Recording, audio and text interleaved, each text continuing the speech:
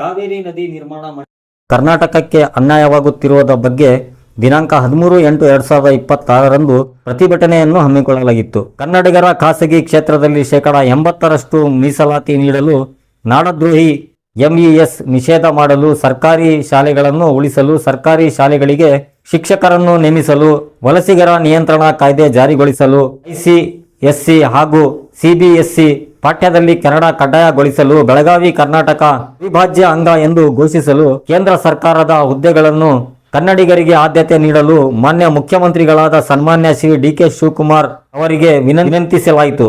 ಕನ್ನಡ ಜಾಗೃತಿ ವೇದಿಕೆ ವತಿಯಿಂದ ರಾಜ್ಯಾದ್ಯಂತ ಉಗ್ರವಾದ ಹೋರಾಟವನ್ನು ಹಮ್ಮಿಕೊಳ್ಳಲಾಗುವುದು ಮತ್ತು ಬೆಳಗಾವಿ ವಿಧಾನಸೌಧದವರೆಗೆ ಪಾದಯಾತ್ರೆಯನ್ನು ಕೈಗೊಳ್ಳಬೇಕಾಗುತ್ತದೆ.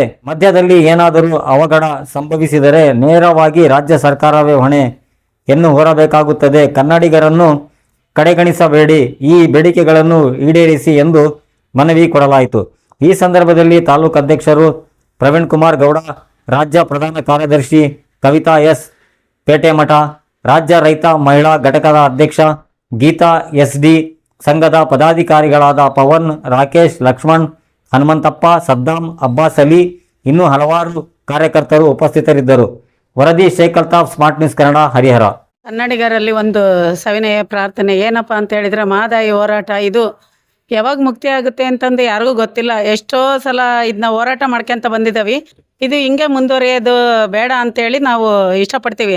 ಅದು ಮುಂದುವರ್ಕೊಂತ ಹೋಗ್ಬಿಟ್ರೆ ಅದಕ್ಕೆ ಯಾವಾಗ ಪೊಲೀಸ್ ಸ್ಟಾಪ್ ಸಿಗುತ್ತೆ ಅದು ಗೊತ್ತಾಗಲ್ಲ. ಒಟ್ಟು ನಮ್ಮ ಕನ್ನಡಿಗರಿಗೆ ಯಾವುದೇ ಇದರಲ್ಲಿ ನೀರಲ್ಲಿರ್ಬೋದು, ಭಾಷೆಯಲ್ಲಿ ಇರ್ಬೋದು, ನಮ್ಮ ಕನ್ನಡ 3 ಅಕ್ಷರ.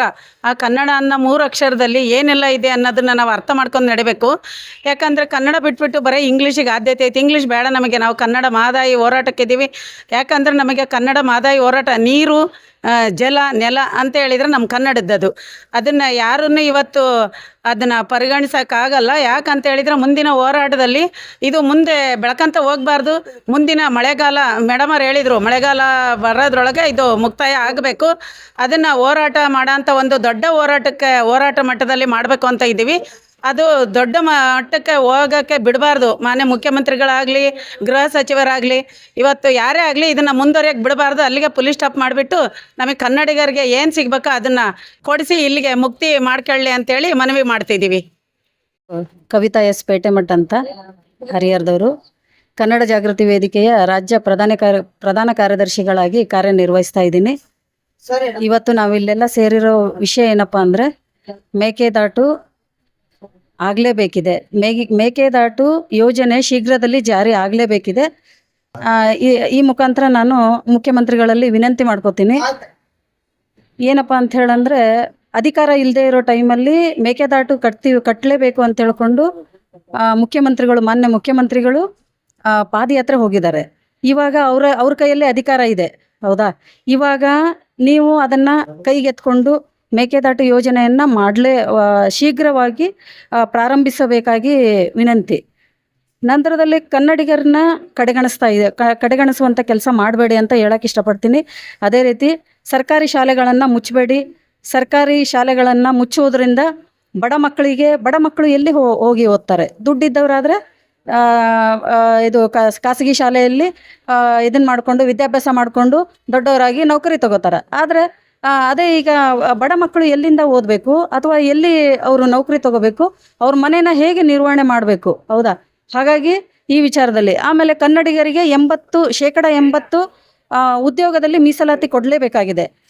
ಯಾಕಪ್ಪ ಅಂತ ಹೇಳಂದರೆ, ಒಬ್ಬ ತಾಯಿ ಒಬ್ಬ ಮಗನ್ನ ಕಷ್ಟಪಟ್ಟು ಓದಿಸಿ ಅವಳು ಕೂಲಿ ನಾಲಿ ಮಾಡಿ ಅಥವಾ ಬೇರೆಯವ್ರ ಮನೇಲಿ ಮುಸುರಿ ತಿಕ್ಕಿ ಓದಿಸ್ತಾಳೆ.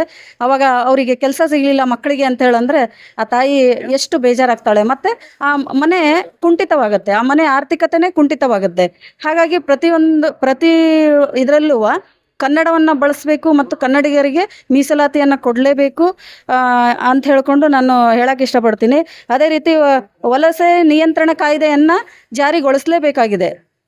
ಯಾಕಂದರೆ ವಲಸಿಗರು ತುಂಬ ಜನ ಆಗಿದ್ದಾರೆ. ನಮ್ಮ ಕನ್ನಡಿಗರಿಗೆ ಯಾವುದೇ ರೀತಿ ಇದರಲ್ಲಿ ಬೆಲೆ ಇಲ್ಲದೆ ಇರೋ ಥರ, ಕರ್ನಾಟಕದಲ್ಲೇ ಬೆಲೆ ಇಲ್ಲದೆ ಇರೋ ಥರ ಮಾಡ್ತಾ ಇದ್ದಾರೆ. ಆಮೇಲೆ ಬೆಳಗಾವಿ ಕರ್ನಾಟಕದ ಅವಿಭಾಜ್ಯ ಅಂಗವನ್ನಾಗಿ ಮಾಡಲೇಬೇಕು. ಯಾಕಂದರೆ ನಮ್ಮ ಕನ್ನಡ ಅಂದರೆ ಬೆಳಗಾವಿ, ಬೆಳಗಾವಿ ಅಂದರೆ ಕನ್ನಡ ಅಂತ ಹೇಳುವಷ್ಟು ನಮಗೆ ಹೆಮ್ಮೆ ಇದೆ. ನಮ್ಮ ಬೆಳಗಾವಿಯನ್ನು ನಮ್ಮ ಕರ್ನಾಟಕದ ಅವಿಭಾಜ್ಯ ಅಂಗವನ್ನಾಗಿ ಮಾಡಲೇಬೇಕು. ಮತ್ತು ಕೇಂದ್ರ ಸರ್ಕಾರದ ಹುದ್ದೆಗಳಲ್ಲಿ ಕನ್ನಡಿಗರಿಗೆ ಆದ್ಯತೆಯನ್ನು ನೀಡಲೇಬೇಕಿದೆ. ಯಾಕಂತ ಹೇಳಂದ್ರೆ ಇದೇ ಥರ ಕನ್ನಡಿಗರಿಗೆ ನೀವು ಕಡೆಗಣಿಸ್ತಾ ಹೋದ್ರಿ ಅಂತ ಹೇಳಂದ್ರೆ ಮುಂದಿನ ದಿನಗಳಲ್ಲಿ ಕನ್ನಡಿಗರು ಎಲ್ಲಿಗೆ ಹೋಗಬೇಕು ಅಥವಾ ಏನು ಕೆಲಸ ಮಾಡಬೇಕು ಅಂತ ಹೇಳ್ಕೊಂಡು ಅನ್ನುವಂಥ ಪ್ರಶ್ನೆ ಹುಟ್ಟುತ್ತೆ. ದಯವಿಟ್ಟು ಮಾನ್ಯ ಮುಖ್ಯಮಂತ್ರಿಗಳಲ್ಲಿ ವಿನಂತಿ ಮಾಡ್ಕೋತಾ ಇದ್ದೀನಿ.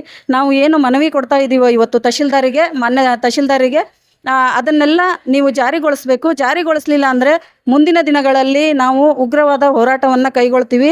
ಇದೇ ನಮ್ಮ ಕನ್ನಡ ಜಾಗೃತಿ ವೇದಿಕೆಯಿಂದ ಉಗ್ರವಾದ ಹೋರಾಟವನ್ನು ಕೈಗೊಳ್ತೀವಿ. ಅದೇ ಥರ ಮತ್ತು ಬೆಳಗಾವಿಯಿಂದ ವಿಧಾನಸೌಧ ತನಕ ನಾವು ಇದು ಪಾದಯಾತ್ರೆ ಬರ್ತೀವಿ. ಅಕಸ್ಮಾತು ರೋಡಲ್ಲಿ ಏನಾದರೂ ಅವಘಡಗಳು ಆದರೆ ಅದಕ್ಕೆ ನೇರ ಹೊಣೆ ರಾಜ್ಯ ಸರ್ಕಾರವೇ ಆಗುತ್ತೆ ಅಂತ ಹೇಳಕ್ಕೆ ಇಷ್ಟಪಡ್ತೀನಿ. ಅಷ್ಟೊಂದು ಮುಂದುವರಿಯೋಕ್ಕೆ ನಮ್ಮನ್ನು ಬಿಡಬೇಡ್ರಿ. ಈಗಲೇ ಎಚ್ಚೆತ್ಕೊಂಡು ಖಂಡಿತ ಇದಕ್ಕೆ ಒಂದು ಸೂಕ್ತವಾದ ಪರಿಹಾರವನ್ನು ಮಾಡಿ. ಯಾಕಂತ ಹೇಳಂದ್ರೆ ಎಷ್ಟೋ ತುಂಬ ವರ್ಷಗಳಿಂದ ನೆಲೆಗುದ್ಲಿಗೆ ಬಿದ್ದಿರುವಂಥ ಸಮಸ್ಯೆ ಈ ಕಾವೇರಿ ಸಮಸ್ಯೆ, ಮಹದಾಯಿ ಸಮಸ್ಯೆ ಎಲ್ಲ. ಇವತ್ತೂ ಮಹದಾಯಿ ಸಮಸ್ಯೆಗೋಸ್ಕರ ಇದರಲ್ಲಿ ಬೆಳಗಾವಿ ಜಿಲ್ಲೆಯಲ್ಲಿ ಇವತ್ತು ಕೂಡ ವಯಸ್ಸಾದವರು ಸಹಿತ ಇದು ಧರಣಿ ಕೂತ್ಕೊಂಡು ಹೋರಾಟ ಮಾಡ್ತಾ ಇದ್ದಾರೆ. ಇದಕ್ಕೆಲ್ಲ ಯಾವಾಗ ಮುಕ್ತಿ ಸಿಗೋದು? ಈಗ ನೀವು ಮುಖ್ಯಮಂತ್ರಿಗಳಾಗಿ ಬಂದಿದ್ದೀರಾ, ಖಂಡಿತ ನೀವು ಕನ್ನಡಿಗರನ್ನು ಕಡೆಗಣಿಸಲ್ಲ ಅಂತ ಹೇಳ್ಕೊಂಡು ನಾನು ಭಾವಿಸ್ತೀನಿ. ಅದೇ ರೀತಿ ನೀವು ಕನ್ನಡಿಗರನ್ನ ಕಡೆಗಣಿಸದೆ ಖಂಡಿತ ನೀವು ಇದಕ್ಕೆ ಒಂದು ಮುಕ್ತಾಯವನ್ನು ಹಾಡಲೇಬೇಕು ಅಂತ ಹೇಳಕ್ಕೆ ಇಷ್ಟಪಡ್ತೀನಿ. ಮಹದಾಯಿ ಅಥವಾ ನಮ್ಮ ಕಾವೇರಿ ಹೋರಾಟವನ್ನು ಮುಂದಿನ ವರ್ಷವೂ ಮಳೆಗಾಲದಲ್ಲಿ ಪ್ರತಿ ವರ್ಷವೂ ಮಳೆಗಾಲ ಬಂದ ಕೂಡಲೇ ಇದೇ ಥರ ರೈತರು ಮತ್ತು ಕನ್ನಡಿಗರು, ಕನ್ನಡ ಪರ ಸಂಘಟನೆಯವರು ರೋಡಿಗಿಳಿದು ಹೋರಾಟ ಮಾಡಬೇಕಾಗತ್ತೆ. ಅದನ್ನು ಮುಂದಿನ ವರ್ಷ ಮಳೆಗಾಲ ಬರೋದ್ರೊಳಗೆ ಇದಕ್ಕೆ ಮುಕ್ತಾಯವನ್ನು ಹಾಡಬೇಕು ಅಂತ ಹೇಳಕ್ಕೆ ಇಷ್ಟಪಡ್ತೀನಿ.